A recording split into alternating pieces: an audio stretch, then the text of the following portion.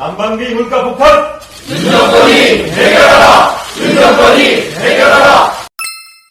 안녕하세요. 유튜브 칼럼니스트 박인택입니다. 깨어있는 지식인의 뉴스 바로보기 박인택의 인텔리TV 시작합니다. 오늘의 뉴스픽입니다. 구독, 좋아요, 알림 설정 부탁합니다. 경기 파주시가 가구당 20만원의 난방비를 지원하겠다고 나섰습니다. 한파와 급등한 난방비로 어려움을 겪는 시민들의 부담을 줄여주기 위해 전국 지방자치단체 중 처음으로 전 가구에게 긴급 에너지 생활안전지원금을 지급하기로 했습니다. 김경일 파주시장은 1월 31일 긴급 기자회견을 열고 가중되는 경제적 어려움, 연이은 한파와 맞물린 난방비 폭등은 모든 시민의 일상에 덮친 재난과도 같다. 파주시는 가구당 20만원의 긴급 에너지 생활안전지원금을 지급하겠다라고 밝혔습니다. 생활안전지원금은 지역화폐인 파주페이로 지급합니다. 이를 통해 필수 생계비를 파주페이로 써서 발생하는 여윳돈으로 에너지 비용으로 쓸 수 있는 것입니다. 이와 동시에 지역화폐 사용으로 지역경제 활성화에도 도움이 될 것으로 파주시는 기대하고 있습니다. 이번 파주시의 난방비 지원 규모는 약 22만 가구를 대상으로 총 444억 원입니다. 이에 반해 대한민국 정부는 가구당 8,600원도 안 되는 금액을 난방비로 지원한다고 밝혔습니다. 그야말로 엄발의 오줌 누기입니다. 총 가구 수가 약 2,100만인 우리나라 전체 가구를 대상으로 겨우 1,800억 원의 예비비만 투입하기로 했기 때문입니다. 가구당 20만 원을 지급한 파주시의 난방비 지원 금액의 4%밖에 안 됩니다. 이것도 에너지 바우처 지급 대상 가구 등에만 한정돼 있어 대부분의 국민은 한 푼도 지원받지 못하고 최악의 한파를 기록한 올 겨울을 각자 도생해야 하는 상황입니다. 이재명 더불어민주당 대표는 1일 최고위원회에서 다음과 같이 말했습니다. 초지방정부조차도 이제 가구당 20만 원을 지원할 수 있을 만큼 마음먹으면 얼마든지 서민에 대한 난방비 지원이 가능합니다. 특히 재정 여력이 기초정부보다는 훨씬 더 클 광역 그리고 특히 중앙정부에서는 정말로 우리 국민들의 고통을 조금이라도 공감한다면 즉시 충분히 난방비 지원이 가능하다는 점을 다시 한번 지적하면서 정부의 난방비 지원을 촉구합니다. 난방비 폭탄뿐만이 아닙니다. 지금 교통비 그리고 전기요금까지 가스요금까지 물가가 천정부지입니다. 국민들의 고통이 얼마나 클지 우리가 충분히 이해할 수 있습니다. 그런데도 정부 여당이 별다른 대책도 없이 1월 임시의 내내 민생법안 처리를 가로막았습니다. 사실상 정치 파업을 한 것입니다. 이번 2월 국회에서는 실질적인 대책들을 협의하기를 기대합니다. 진짜 누가 대통령이고 누가 여당인지 헷갈릴 지경이 아닙니까? 사실 난방비 지원보다 훨씬 더 좋은 것은 지원을 받을 필요가 없게 만드는 것입니다. 즉 애초에 난방비가 안 오르게 정부가 정책을 잘 폈어야 합니다. 그러나 민생에 별 관심이 없어 보이는 윤석열 정부는 한국가스공사가 적자가 났다고? 그럼 가스비 올려갔네 라는 식의 정책만 펴니다. 윤석열 정부는 국민들이 난방비 폭탄에 대해 아우성치자 그제서야 껌값 수준의 지원안만 내놓았을 뿐 사실상 아무 대책도 없습니다. 올 한 해 국가 예산이 640조 원에 이르는 우리나라에서 가스공사의 적자 9조 원도 감당 못해 국민들에게 난방비 고통을 준다는 게 말이 됩니까? 민주당은 1월 30일 수석 대변인을 통해 난방비 급등에 특별한 대책이 없다는 대통령실의 말을 도대체 어떻게 받아들여야 합니까? 국민의 삶에 무능하고 무책임한 정부가 왜 있어야 하는지 묻습니다. 라고 어이없다는 입장을 밝혔습니다. 또한 민주당은 국민의힘은 전 정부의 탈원전 정책이 난방비 급등의 원인이라고 주장했습니다. 도대체 원전과 가스 요금이 무슨 상관이 있단 말입니까? 난방비 급등을 부른 국제 가스 가격은 윤석열 정부가 들어선 지난해 하반기에 가장 많이 올랐습니다. 그래서 올겨울 난방비 폭탄은 이미 예측 가능한 일이었습니다. 또한 지난해 말부터 국제 가스 가격이 하락하고 있어 곧 안정될 것으로 전망되는데도 기다리지 않고 가스공사 적자를 국민에게 난방비 폭탄으로 전가한 것입니다. 라고 밝혔습니다. 안호영 수석 대변인은 그러면서 윤석열 정부는 국민의 고통보다 가스공사 적자가 더 걱정인 것 같습니다. 난방비 폭탄은 명백한 정책 실패이고 국정 운영 능력이 없는 것을 자백하는 것입니다. 국민 스스로 알아서 살아남으라 라고 말하는 것입니까? 라고 일침을 났습니다. 난방비가 이렇게 미친 듯이 오른 것은 순전히 가스 요금을 올렸기 때문입니다. 가스비가 오르면 난방비도 당연히 오릅니다. 왜냐하면 우리나라 도시 지역의 대부분은 중앙난방이든 개별난방이든 모두 가스를 이용해 난방을 하기 때문입니다. 월급 빼고 다 오르는 상황에서 고통받고 있는 국민을 지원하자는 얘기는 민주당 등 야당에서만 외치고 있는 실정입니다. 말로만 지원하자면서 야당의 추경 편성은 한마디로 씹어버린 여당 때문에 야당이 외치는 난방비 지원은 실현될 가능성은 커 보이지 않습니다. 우리나라는 가스로를 결정하는 곳이 국민 세금이 투입되는 공기업인 한국가스공사입니다. 이에 따라 직접 국민 지원을 할 수 있을 뿐만 아니라 공기업인 한국가스공사를 통해서 간접적으로 국민에게 도움을 줄 수 있는 상황인 거죠. 난방비 폭등의 고통은 취약계층에 한정된 게 아니라 대부분 국민이 겪고 있습니다. 이럴 때 국가와 지방자치단체가 나서야 합니다. 공기업의 적자보다 국민의 생존권이 더 중요하기 때문입니다. 한파로부터 국민을 보호하는 것도 국가의 의무입니다. 국민연금 재정추계전문위원회가 2055년이면 국민연금이 고갈될 것으로 예상했습니다. 이렇게 되면 2055년부터는 국민연금을 못 받게 될까라는 우려의 목소리가 나올 수밖에 없습니다. 왠지 적자, 고갈, 그러면 국민들이 연금 보험료를 더 내서 모자란 돈을 메워야 할 것 같은 생각을 하게 만들지 않나요? 과연 국민연금이 고갈된다는 2055년부터는 정말 연금을 못 받게 될까요? 결론을 먼저 얘기하자면 국민연금은 못 받게 될 가능성은 없다라고 보면 됩니다. 그러면 왜 국민연금이 20여 년 뒤에는 고갈될 것이라고 5년마다 정부가 얘기를 해서 국민들을 불안하게 하는 걸까요? 순수하게 국민들이 연금을 못 받을까 걱정돼서 그러는 걸까요? 아니면 가입자들이 내야 하는 보험료를 더 많이 올리려고 밑밥을 까는 걸까요? 국민연금개혁은 사회적 합의가 무엇보다 중요합니다. 그런데 현재 얘기가 나오는 연금개혁은 재정 건전성과 보장 노후소득에 한정되어 있습니다. 즉, 더 내고 덜 받을지 아니면 더 내고 더 받을지, 이것도 아닌 더 내고 더 늦게 받을지 등에 대해서만 논의가 이루어지고 있습니다. 현재의 적립식 방식을 부가식으로 전환하는 문제, 국고로 국민연금을 지원하는 문제 등도 달아야 연금 가입자와 미래 세대들의 부담을 낮추고 노후는 보장하는 대안을 만들 수 있습니다. 이에 대한 논의가 반드시 있어야겠습니다.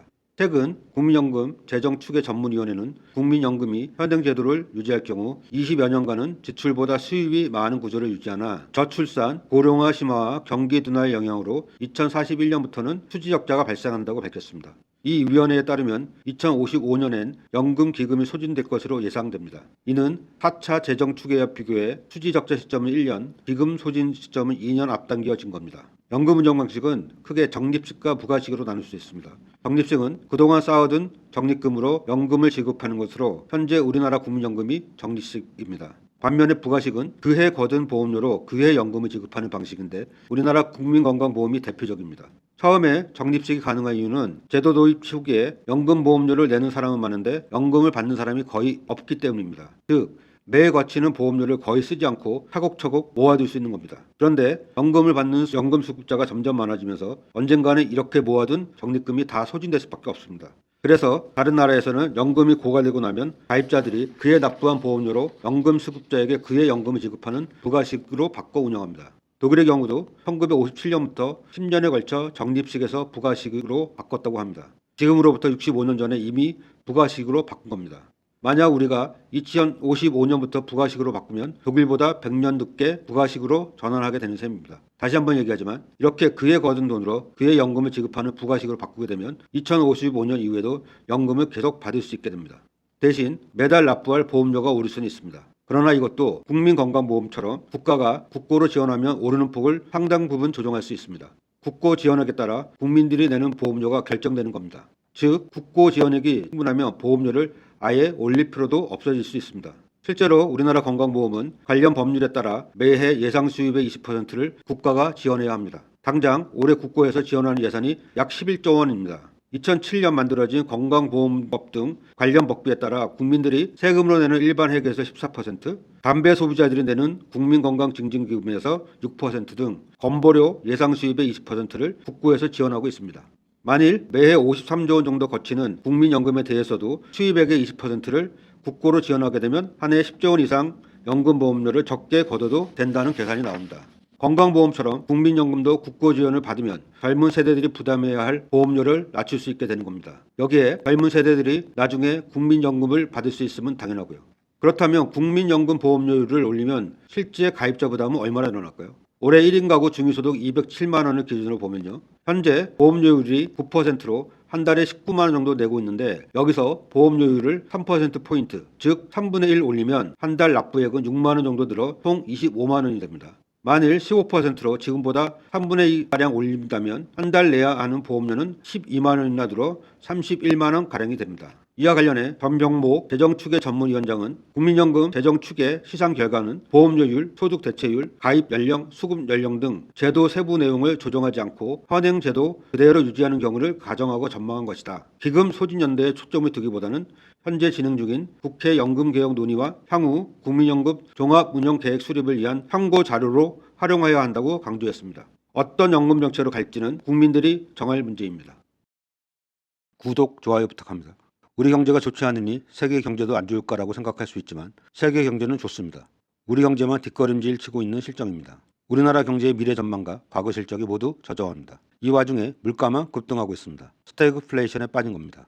그런데 대한민국 정부가 잘 보이지 않습니다. 보수가 시장 경제는 잘한다고 했는데 반대로 가고 있어 걱정입니다. 국제통화기금 IMF가 우리나라의 경제 성장률을 또 하향 조정했습니다. 심각한 전망입니다. IMF가 지난해 10월 전망치 2.0%에서 1.7%로 낮췄습니다. 지난해 7월과 10월에 이어 세 차례 연속으로 전망치를 낮춘 겁니다. 우리 경제가 그만큼 좋지 않다는 뜻입니다. 내년 경제 성장치도 낮게 잡아 이 상황이 단기간에 끝나지 않을 전망입니다. 반면 세계 경제 성장률은 2.9%로 0.2%포인트 상향 조정했습니다. 주요국 중 우리만 쏙 빼고 미국, 독일, 일본 등의 성장률도 줄줄이 올렸습니다. 세계 금융위기 다음에 2009년 이후 IMF가 우리나라 성장률을 1%대로 제시한 것은 이번이 처음입니다. 코로나19 한창이던 2020년에만 마이너스 0.7%로 마이너스 성장을 예상했고 그 외에는 모두 2%대 이상의 전망치를 제시했었습니다. 실제로 문재인 정부 시절이던 코로나19 대유행 상황에서 우리나라 경제 성적표가 OECD 국가 중 가장 좋았었습니다. 우리나라 올해 1월 무역 적자가 월간 기준 사상 최대를 기록했습니다. 대중국 수출이 30% 넘게 급감하고 반도체 수출도 좋지 않기 때문입니다.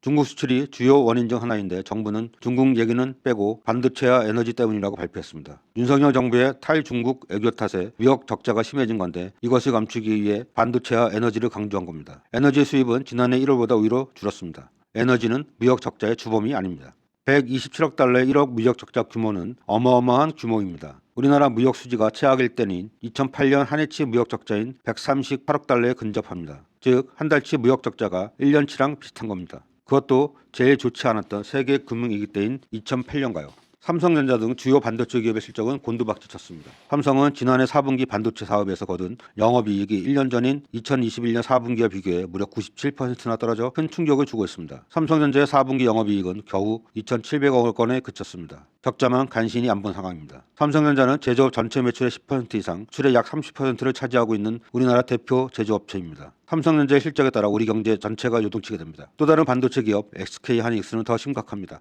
지난해 4분기 영업손실이 1.7조 원으로 전년 동기 영업이익 4.2조 원을 기록한 것과 견주어 6조 원이나 줄었습니다. 적자로 전환한 것입니다. 이는 시장 전망치 1.3조 원을 훨씬 밑도는 수치입니다. SK하이닉스가 분기 영업 적자를 낸 것은 10년 만입니다. 삼성전자와 달리 매출도 전년 동기의 12.4조에 비교해 38%나 줄어든 7.7조에 그쳤습니다. 산업 생산은 32개월 만에 최대 낙폭을 기록했습니다. 통계청이 발표한 2022년 12월 산업활동 동향을 보면 산업 생산은 전월 대비 1.6% 줄었습니다. 코로나19 국내 발생 초기 경제 충격이 두드러졌던 2022년 4월 1.8% 이후 32개월 만에 최대폭으로 떨어진 것입니다. 향후 경기 흐름을 가능케 하는 현행 종합지수도 좋지 않습니다. 한마디로 좋지 않다는 뜻입니다. IMF 수석 부총재는 국내 언론과 인터뷰에서 무역 수지가 악화하고 대외적 수요가 줄어든 점, 주택 부문의 둔화 등에서 취약성이 있다라고 우리나라의 경제 성장률을 낮춘 이유를 설명했습니다. 반면 선진국 그룹 중 미국은 내수 덕에 1%에서 1.4%로, 유로존은 에너지 가격 하락 등으로 0.5%에서 0.7%로, 일본은 완화적인 통화 재정 정책 영향으로 1.6%에서 1.8%로, 독일은 마이너스 0.3%에서 0.1%로 각각 상승폭을 높였습니다. 중국도 종전 전망치보다 높아진 5.2%의 성장률을 기록할 것으로 내다봤습니다. IMF의 전망이 현실화하면 우리나라와 일본의 성장률은 25년 만에 처음으로 역전되는 겁니다. IMF는 이렇게 우리나라 성장률을 일본보다도 낮게 제시한 것과 관련해 수출 비중이 큰 아시아 국가가 세계 무역 둔화의 타격을 입고 있다고 진단했습니다. 중국은 꼭 짚어서 얘기를 안 했지만 대중국 무역이 가장 큰 문제입니다. 하반기부터 경기가 풀릴 것이라는 낙관론에 기대어 경제 상황을 심각하게 보지 않으면 우리나라는 0%대 저성장에 빠질 수도 있는 상황입니다. 실제로 IMF는 내년 경제 성장률도 낮췄습니다. 높은 경제 성장률의 역효과가 만만치 않지만 저성장과 고물가가 같이 오는 스태그플레이션은 훨씬 더 위험합니다. 노동, 연금, 교육개혁 등 이른바 3대 개혁의 헛심을 덜 쓰고 우리 경제가 스태그플레이션에 빠지지 않도록 해야 합니다. 늦었지만 지금이라도 국가는 대책 마련에 시급히 나서야 합니다. 인텔리TV였습니다.